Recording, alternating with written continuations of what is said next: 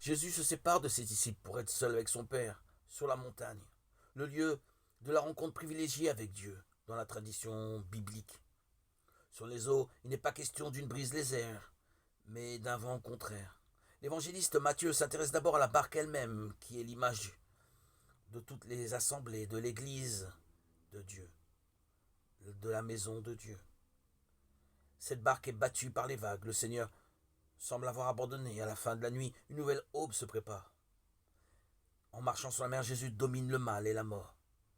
Il vint, dit le texte. La même expression sera reprise par Jean au moment où Jésus vient apporter la paix à ses disciples tétanisés par la peur à cause de sa crucifixion. Jean 20, 19.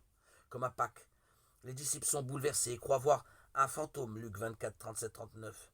Jésus répond, c'est moi, ce qui pourrait aussi se traduire par je suis. Pierre exprime alors un certain doute, Seigneur, si c'est bien toi. Pourtant, à la manière du psalmiste, psaume 87, il continue de s'adresser à son Seigneur et sa prière est exaucée. Il est sauvé. Dans la barque, comme je disais, symbole de l'Église, la présence de Jésus calme la tempête. Le récit se termine par une adoration au cours de laquelle les apôtres confessent leur foi au Fils de Dieu.